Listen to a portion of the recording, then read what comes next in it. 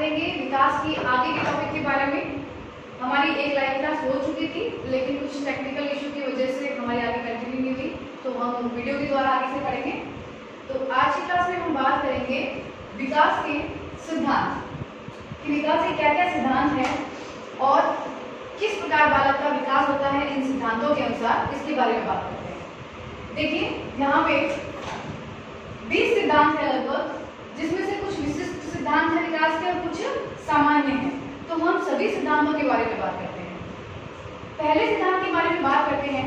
विकास का पहला सिद्धांत है सतत निरंतर प्रक्रिया का सिद्धांत। अब इसे समझते हैं कि ये सिद्धांत क्या कहता है कि विकास जो है वो क्या है, एक सतत रूप से चलने वाला यानी निरंतर रूप से चलने वाली एक प्रक्रिया है। बालक जब गर्भावस्था में आता है तब से लेकर उसकी मृत्यु तक बालक निरंतर विकास करता रहता है, और विकास की जो ये गति है वो निरंतर चलती है, रुकती नहीं है। हाँ, विकास कभी तेज हो सकता है, कभी धीरे हो सकता है, लेकिन रुक नहीं सकता, क्योंकि विकास क्या है, एक निरंतर चलने वाली प्रक्रिया है। आप देखिए मानव के अंदर यानी बालक के अंदर परिवर्तन होते रहते हैं, और ये परिवर्तन जीवन भर होते हैं। ये परिवर्तन क्या होते हैं, ये बालक का विकास ही होता है जो समय समय के अनुसार उसका होता रहता है। कोई भी परिवर्तन या जो विकास होता है वो अकस्मात नहीं होता है।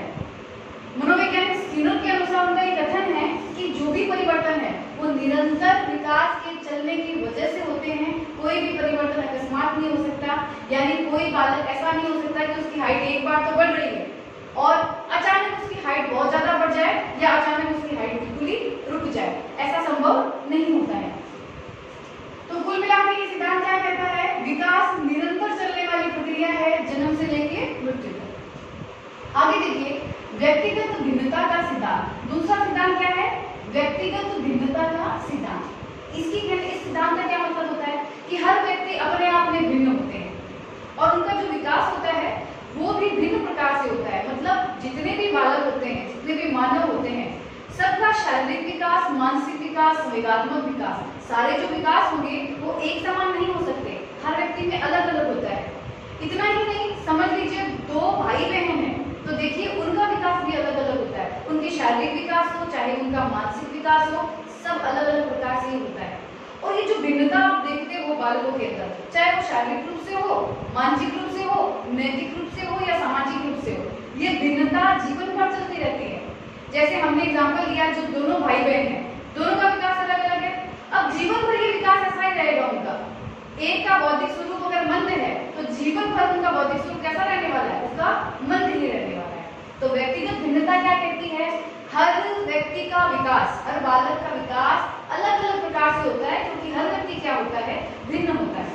इस सिद्धांत को हम अद्वितीय विकास का सिद्धांत भी कहते हैं। आगे देखो, तीसरा है क्रमिक विकास का सिद्धांत। क्रमिक विकास का सिद्धांत किसे कहते हैं कि विकास एक सुव्यवस्थित क्रम से चलता है, यानी बालक की जो गामक क्रियाएं होती हैं या बालक की जो भाषाई विकास होता है, ये सभी एक सुनिश्चित क्रम के अनुसार होता है। जैसे समझिए हम गामक विकास के बारे में बात करते हैं, तो बालक सबसे पहले धीरे से बैठना सीखता है, उसके बाद वो घुटनों पर चलना सीखता है, इसके पश्चात वो खड़े होने सीखता है, उसके बाद वो धीरे धीरे वो चलता है और दौड़ता है। तो एक क्रम है उसका, ऐसा नहीं है कि बालक ने बैठना सीखा और उसके तुरंत बाद दौड़ना सीख लिया, एक क्रम है इसके बढ़ने का। वैसे ही देखिए भाषात्मक विकास भी एक क्रम में होता है। बालक जब जन्म लेता है तो वो केवल रोता है, उसके बाद 3 माह में वो कोई विशेष प्रकार की आवाज निकालना प्रारंभ करता है। 6 माह के अंदर बालक जो होता है वो कोई आनंद युक्त ध्वनि हंसता है, इस प्रकार की ध्वनि को उत्पन्न करता है। 7 माह का जब बालक होता है तब वो एक शब्द बोलना शुरू करता है, जैसे कोई पा बोलेगा या दा बोलेगा या फिर बा बोलेगा, इस प्रकार के शब्द 7 माह में बालक बोलना आरंभ करता है। तो देखिए क्रम होता है, पहले रोना, फिर दूसरी ध्वनि, उसके बाद तीसरी ध्वनि, फिर एक एक शब्द, उसके बाद 2-3 शब्द, फिर एक वाक्य, इस प्रकार क्रम से भाषात्मक विकास होता है। तो कहने का तात्पर्य यहाँ पे है कि जो भी विकास होगा वो एक क्रमिक रूप से होगा, चाहे वो गामक हो चाहे वो भाषाई विकास हो। अगला सिद्धांत देखिए, मस्तकाधोमुखी विकास सिद्धांत, जिसे हम विकास का दिशा सिद्धांत भी कहते हैं। इस सिद्धांत को सिर कुछिय सिद्धांत भी कहते हैं। सिर से पैर तक सिद्धांत भी कहते हैं, आपादीय सिद्धांत भी इसी सिद्धांत को हम कहते हैं। क्या कहता है विकास का ये सिद्धांत? ये सिद्धांत ये कहता है कि सबसे पहले बालक जो होता है उसका सबसे पहले मस्तिष्क का विकास होता है, उसके बाद बाकी अंगों का विकास होता है। यानी देखिए कि सबसे पहले सप्ताह में बालक क्या संभालना शुरू करता है? अपने सिर को, मतलब पहले सप्ताह के अंदर बालक अपनी गर्दन को संभाल लेता है, उस पर नियंत्रण करना सीख जाता है। 3 माह का जब बालक हो जाता है तो वो अपनी आंखों की गति पर नियंत्रण करना शुरू कर लेता है। 6 माह का जो बालक होता है वो अपने जो हाथों के ऊपर जो उसकी क्रियाएं होती है उसके ऊपर नियंत्रण करना सीखता है। इसके पश्चात देखिए कि बालक 12 माह का होता है तब बालक खड़ा होना सीखता है। तो ये जो विकास हो रहा है वो देखिए कैसे हो रहा है? सिर से लेकर पैर तक हो रहा है। जैसे जैसे आप सिर से दूर होते जाओगे वैसे वैसे उनके अंगों का विकास होता जाएगा। तो सबसे पहले कहाँ होगा? सिर का विकास, उसके पश्चात बाकी के अंग, और जितना जो अंग दूर होता है उसका विकास भी उतना ही देरी से होता है। तो ये सिद्धांत क्या कहता है? बालक का जो विकास है वो सिर से पैर की तरफ होता है। ओके, नेक्स्ट सिद्धांत की बात करते हैं, केंद्र से दूर। यानी विकास की जो क्रिया होगी वो कैसे होगी? केंद्र से दूर की ओर होगी। केंद्र क्या होता है? देखिए बालक के अंदर या शरीर के अंदर जो केंद्र होता है वो रीढ़ की हड्डी जो केंद्र होती है, सबसे पहले उसका विकास होता है। बाकी की जो हड्डियां होती है उसका विकास यानी भुजाओं की, पैर की, उन सब की क्या होगा? विकास बाद में होगा।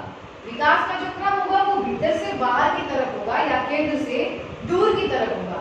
तो केंद्र में हमारी रीढ़ की हड्डी होती है, पहले उसका पूरा विकास होता है, उसके बाद बाकी की अन्य हड्डियों का विकास होता है। तो ये सिद्धांत क्या कहता है कि केंद्र से दूर क्या होता है? विकास होता है। ठीक है, आगे बात करते हैं हम वातावरण तथा वंशानुक्रम अंतःक्रिया का सिद्धांत। यानी विकास जो है, डेवलपमेंट, वो किसका परिणाम है? वातावरण तथा वंशानुक्रम का परिणाम है। कैसे समझिए? यहाँ पे 2 शब्द है, वंशानुक्रम और वातावरण। ये दोनों का परिणाम विकास कैसे है? मतलब ये दोनों चीजें आवश्यक है। अगर इन दोनों में से एक भी नहीं होगी तो विकास नहीं होगा। अब ये जो है कि वातावरण वंशानुक्रम का परिणाम है विकास, ये किसने कहा है? वुडवर्थ ने कहा है। अब देखो समझते हैं हम, यहाँ पे वंशानुक्रम जो है उसको आप समझिए कि जैसे समझो हम एक मकान बना रहे हैं, तो उस मकान की जो नींव होती है वो क्या होती है? वंशानुक्रम। और हम जो मकान के ऊपर बिल्डिंग बना रहे हैं बाहरी सामग्रियों के द्वारा, वो क्या है? वो वातावरण है। तो अगर नींव सही नहीं होगी तो आप चाहे कितनी भी बड़ी बिल्डिंग बना लीजिए वो सक्सेसफुल नहीं हो सकती। और अगर आपकी नींव खराब है, अगर आपकी जो नींव है वो अच्छी है लेकिन वातावरण से मतलब बाहरी सामग्री आपको ठीक नहीं मिल रही, तो आपकी जो निर्माण का कार्य है बिल्डिंग का वो भी खराब हो जाएगा। तो कुल मिला के जो समझने की बात है वो ये है कि बेस हमारा क्या है? वंशानुक्रम, और ऊपर से बाहरी जो प्रभाव मिलता है वो वातावरण से मिलता है। अब एक बालक को समझिए, अगर एक बालक वंशानुक्रम से समझ लो, उसका वंशानुक्रम उसका एक गुण है कि वो प्रतिभाशाली बालक है, तो ये तो बेस है, बेस अच्छा हो गया। लेकिन अगर उसको अच्छा वातावरण मिलता है, अब डिपेंड करता है विकास वातावरण पर। अगर अच्छा वातावरण मिलता है तो देखिए वो बालक IAS ऑफिसर भी बन सकता है। अगर अच्छी जगह पढ़ेगा, माता पिता ध्यान देंगे, विद्यालय अच्छा होगा तो वो IAS ऑफिसर बन सकता है। लेकिन यही प्रतिभाशाली बालक अगर हो, उसको अगर वातावरण अच्छा नहीं मिले, कोई झूठी बस्ती में वो पैदा हो जाए, वहां की शिक्षा ना मिले, तो वो बालक क्या बनेगा? चोर या डाकू बनेगा। तो देखिए वंशानुक्रम के साथ वातावरण भी बहुत जरूरी है, तभी उसका विकास हो सकता है। और अगर देखिए एक मंदबुद्धि बालक है, बेस ही खराब है, ठीक है, तो उसको कितना भी अच्छा वातावरण दे दो उसका विकास नहीं हो सकता। इसीलिए कहा जाता है कि वंशानुक्रम और वातावरण की दोनों की अंतःक्रिया का परिणाम क्या होता है? विकास होता है। ठीक है, नेक्स्ट देखिए विकास का अंतर संबंधित सिद्धांत। देखिए विकास के बहुत सारे पहलू होते हैं और ये सभी पहलू एक दूसरे से आपस में जुड़े हुए होते हैं। शारीरिक पहलू, मानसिक पहलू, संवेगात्मक पहलू, सामाजिक पहलू, ये सब आपस में जुड़े होते हैं। इसे हम एक उदाहरण के द्वारा समझते हैं कि देखिए प्रारंभिक जो सामाजिक विकास होता है वो व्यक्ति के शारीरिक विकास से संबंधित होता है। कैसे समझिए? अगर एक बालक विकलांग है तो वो विकलांग बालक का जो सामाजिक विकास होगा वो सही नहीं होगा, कारण कि उसे हमेशा समाज से दूर अवहेलना की जाएगी, उसकी विद्यालय के अंदर भी उसको अच्छा स्थान नहीं दिया जाएगा। ऐसे बालक कुछ समायोजित होते हैं, उनका सामाजिक विकास नहीं शारीरिक अवस्था की वजह से सामाजिक विकास उसका जो है प्रभावित होता है, तो वैसे ही अगर ये बालक होगा तो उसका मानसिक विकास भी क्या होगा, प्रभावित होगा। क्योंकि जब बालक विकलांग हो प्लस कुसमायोजित हो जाए, समाज में अपना स्थान नहीं बना पाए, तो मेंटली रूप से क्या हो जाएगा, डिस्टर्ब हो जाएगा। तो यहाँ देखिए विकास के तीनों पहलू, शारीरिक, सामाजिक और मानसिक, ये संबंधित है कि नहीं। इसी प्रकार ये जितने भी पहलू है विकास के, सभी एक दूसरे से क्या होते हैं, संबंधित होते हैं। आगे देखिए एकीकरण का सिद्धांत क्या कहता है, ये सिद्धांत विकास का, कि बालक सबसे पहले संपूर्ण अंग को चलाना सीखता है और बाद में धीरे धीरे वो एकीकरण करता है और जिस भाग का प्रयोग करना होता है उसका प्रयोग करना सीखता है। जैसे एक छोटा बालक जो होता है, किसी खिलौने को प्राप्त करने के लिए वो क्या करेगा, पहले पूरा हाथ प्रयोग करेगा, उस पूरे हाथ से उसे पकड़ना चाहेगा, बाद में धीरे धीरे वो कोहनी का यूज करना सीखता है, अपने हाथों का इस्तेमाल करना सीखता है, अंगुलियों का इस्तेमाल करना सीखता है। तो एकीकरण जब सीखता है तो कैसे सीखता है कि पहले पूर्ण अंग से धीरे से जो विशिष्ट क्रिया होती है अंगुलियों द्वारा, अपने अंगुलियों का, अपने हाथ का, अपने कोहनी का, इन सब का एकीकरण करके बालक चीजों को पकड़ना सीख जाता है।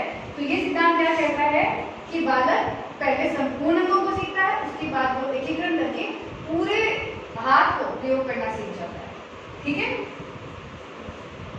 अगला देखिए विकास का संचय व पुनरावृत्ति सिद्धांत। विकास जो होता है वो संचय होता है और उसमें पुनरावृत्ति होती है।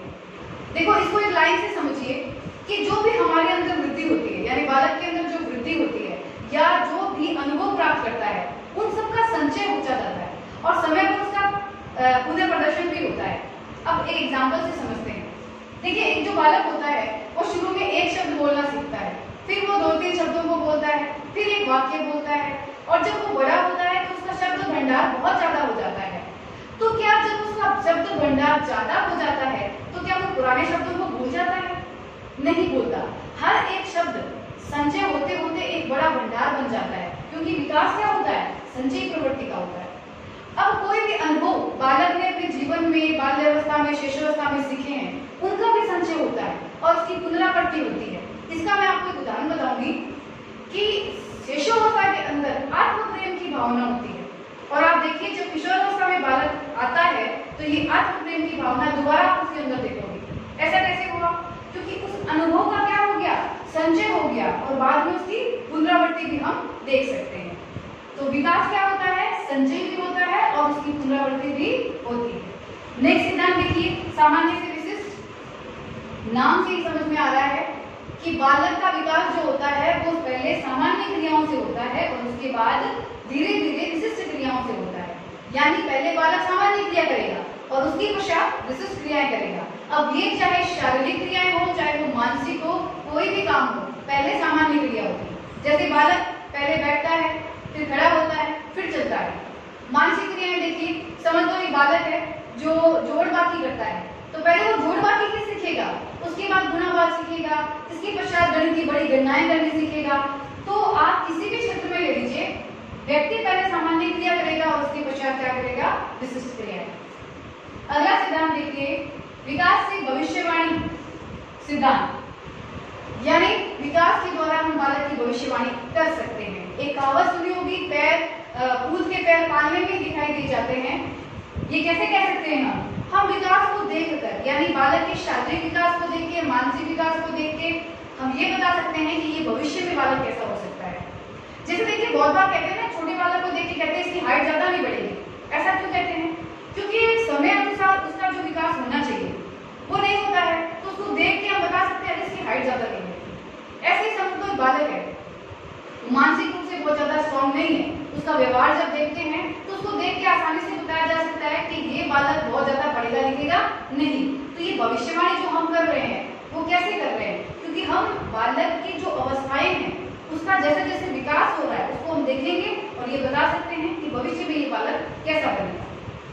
ठीक है, ये तो हो गए आपके यहाँ तक के सिद्धांत। आगे बात करते हैं लिंग के विकास दर का सिद्धांत। यहाँ पे ध्यान दीजिए, क्या बात कर रहे हैं, लिंग के विकास दर का सिद्धांत, यानी बालक और बालिका की जो विकास की दर होती है वो अलग अलग होती है। बालिकाएं जो होती है वो जल्दी परिपक्व हो जाती है, यानी बालिकाएं जल्दी बोलना सीखती है, जल्दी चलना सीखती है, बहुत सारी क्रियाएं क्या होती है बालकों से जल्दी कर जाती है। कौन? बालिकाएं। अब देखिए पूर्व किशोरावस्था में तो देखिए शारीरिक विकास भी इनका बालकों से ज्यादा होता है। लड़कियों की हाइट ज्यादा होती है पूर्व किशोरावस्था में, लेकिन जैसे ही किशोरावस्था कंप्लीट होने जाती है तो बालक बढ़ जाता है लड़कियों से। लेकिन अगर उस समय की बात करोगे तो लड़कियां ज्यादा लंबी होती है, किससे? लड़कों से। कब? पूर्व किशोरावस्था में। तो यहाँ पे ये सिद्धांत क्या कहता है कि बालिकाओं का विकास बालकों की तुलना में जल्दी होता है। नेक्स्ट देखिए विकास का वर्तुलाकार सिद्धांत क्या कहता है। ये सिद्धांत वर्तुलाकार का मतलब क्या होता है? ये इस प्रकार बढ़ता है, देखिए ऐसे। कहने का मतलब ये है कि विकास जो होता है वो लंबवत नहीं होता है, केवल वृद्धि लंबवत होती है, ऐसे हाइट बढ़ती है। लेकिन विकास जो होता है वो वर्तुलाकार में होता है, ऐसे इस प्रकार घूमते हुए क्रम में।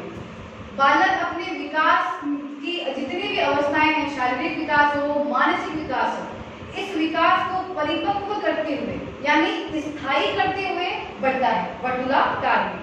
ये लंबवत नहीं बढ़ता है, अपने पूर्व के जितनी भी वो उसके विकास हुआ है अब तक, चाहे वो शारीरिक हो मानसिक हो, उसको वो परिपक्व करता है, स्थायी करते हुए उसको साथ लेते हुए विकास क्या है? बढ़ता जाता है। तो विकास क्या होता है? वर्तुलाकार होता है, लंबवत नहीं होता है। अगला देखिए आरंभिक बुनियाद सिद्धांत। विकास का आरंभिक बुनियाद सिद्धांत क्या कहता है कि बालक की जो बुनियाद होती है, यानी जो बालक जन्म लेता है तो शुरू में ही बालक की बुनियाद बहुत अच्छी रखी जानी चाहिए। वही बात है नींव वाली, अगर नींव अच्छी है तो भविष्य उसका बहुत अच्छा होगा। स्ट्रैंड एक मनोवैज्ञानिक है, उन्होंने कहा है कि बालक अपनी आधारशिला 2 वर्ष में रख देता है, क्योंकि तब तक उसके जो प्रतिमान होते हैं, उसकी जो अभिवृद्धि होती है, उसका निर्माण हो जाता है और जीवन भर वही उसके साथ चलते हैं। गुड एनफ मनोवैज्ञानिक ने कहा है कि बालक के मस्तिष्क का जितना विकास होना है उसका आधा 3 वर्ष की अवस्था में हो जाता है। तो इसीलिए बहुत इंपॉर्टेंट है कि आप आरंभ में ही बालक का जो परवरिश है वो बहुत अच्छे से की जाए, उसकी बुनियाद को स्ट्रॉन्ग बना दी जाए, क्योंकि अभी जो अभिवृद्धि आदतें व्यवहार बालक का जो बनेगा वही उसका जीवन भर चलने वाला है। ठीक है। अगला देखिए समान प्रतिमान का सिद्धांत। ये सिद्धांत क्या कहता है कि कोई भी जाति हो, चाहे वो मानव जाति हो चाहे वो पशु की जाति हो, उन सब का जो विकास होता है उसके प्रतिमान समान होते हैं। कहने का मतलब ये है कि अगर मनुष्य का कोई बच्चा है उसका विकास कैसे होगा शिशुअवस्था से लेकर किशोरावस्था तक, वो चाहे भारत में हो, वो चाहे अमेरिका में हो, वो चाहे यूरोप में हो, कहीं भी हो, एक मानव के बच्चे का विकास वैसे ही होगा जैसा भारत में हो रहा है, वैसा ही कहाँ होगा? यूएसए में होगा। वैसे ही देखिए अगर एक खरगोश का बच्चा है तो वो जिस प्रकार बढ़ता है उसका जो विकास क्रम की अवस्थाएं होती है, मतलब उनका जो प्रतिमान होता है बढ़ने का, वो प्रतिमान सर्वव्यापी होता है। कोई भी जगह पे हो चाहे खरगोश, उसका विकास वैसे ही होगा जैसे कि हमारे भारत में हो रहा है। यानी समान प्रतिमान, जैसा प्रतिमान है जिस जाति का उसी हिसाब से बालक का विकास होगा। जगह से कोई फर्क नहीं पड़ता है कि वो कहाँ पर है। ठीक है। तो विकास समान प्रतिमान से होता है और सभी में समान होता है। अगला देखिए स्वाभाविक अभिप्रेरणा का सिद्धांत। बालक जैसे जैसे बड़ा होता है, महसूस करने लगता है, बोलने लगता है, तो उसके अंदर एक शक्ति आती है कि उसमें कार्य करने की क्षमता आती है। मतलब एक प्रेरणा होती है जो व्यक्ति को कार्य करने के लिए मजबूर करती है। बालक कार्य करता है जिससे कि बालक का विकास होता है। तो स्वाभाविक अभिप्रेरणा जो अपने आप अंदर से आती है वो बालक को क्रियाशील बनाती है, जिससे बालक कुछ न कुछ सीखता है, बालक के अंदर विकास होता है। अगला देखिए विकास में परिपक्वता तथा अधिगम की भूमिका सिद्धांत। विकास जो होता है उसमें अधिगम की भूमिका भी होती है और परिपक्वता की भी भूमिका होती है। क्या भूमिका होती है? देखिए अधिगम जो होता है वो एक प्रकार का विकास होता है। देखिए बालक कुछ ना कुछ सीखता है, कैसे?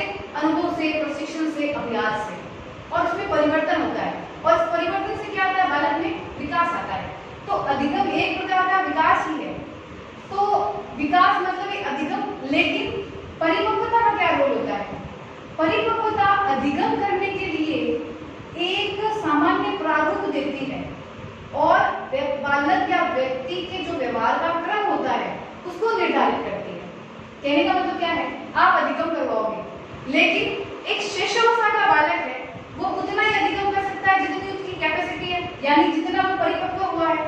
तो परिपक्वता वो आधार है जिससे आप समझ पाओगे कि किस बालक से कितना आपको कार्य करवाना है, कितना वो अधिगम कर सकता है, उस अवस्था के अंदर बालक का कितना विकास हो सकता है।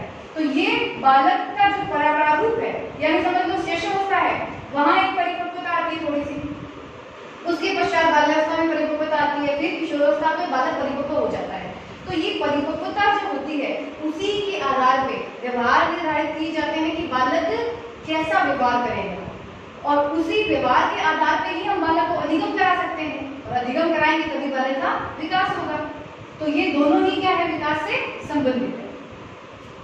आगे देखो, विकास की प्रत्येक अवस्था में जोखिम बना रहता है। अब बालक का विकास चाहे शिशुअवस्था में हो, बाल्यावस्था में हो, किशोरावस्था में, हर अवस्था में कोई ना कोई जोखिम रहता है।